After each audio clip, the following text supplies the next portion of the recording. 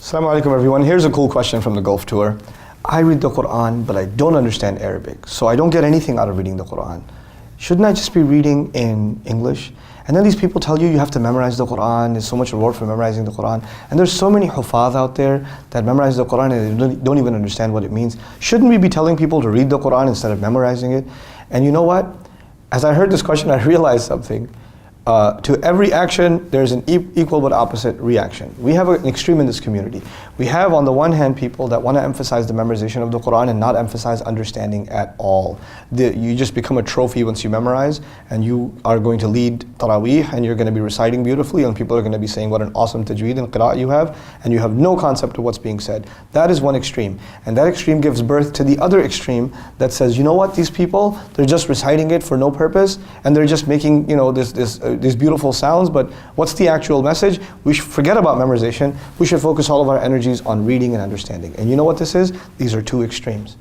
The truth, usually these kinds of things, lies somewhere in the middle. And for so many questions people ask, I realize more and more and more that they're actually a reaction to another extreme that makes them want to justify the opposite extreme and not consider the answer lies in the middle, right? The answer is, at the end of the day, memorizing Quran is one of the most spiritually enriching and powerful acts that we can do. Memorizing the Quran is actually fulfilling the legacy of the Prophet himself sallallahu alaihi wasallam. Bal huwa ayatun bayyinatun fi suduril ladina utul ilm.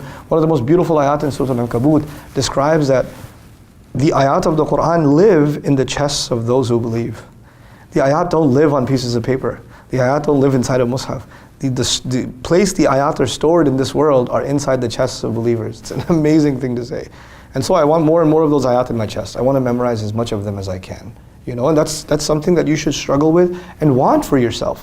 Why wouldn't you want to memorize Quran if your parents are going to be raised with crowns on their head on Judgment Day if you memorize the Quran? On the one hand, we should be memorizing the Quran, and on the other hand, the Quran complains itself. أَفَلَا يَتَدَبُّرُونَ الْقُرْآنَ أَمْ عَلَىٰ قُلُوبٍ أَقْفَالُهَا? Don't they reflect deeply on the Quran, or are their hearts made up, locked up?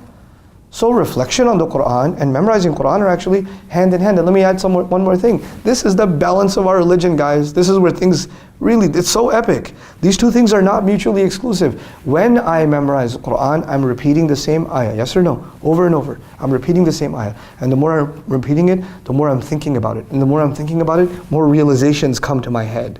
Reflection is actually facilitated by the act of memorization.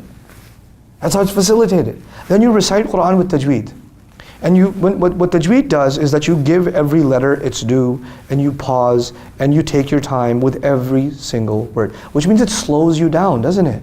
Tajweed slows you down. And when it slows you down, your mind is not just pronouncing every word like you should, it's giving your mind the opportunity to think about every word instead of brushing through the whole thing and not giving each word, letting each word have its effect on you. Even the science of tajweed actually fulfills the purpose of thinking and reflecting on the Quran.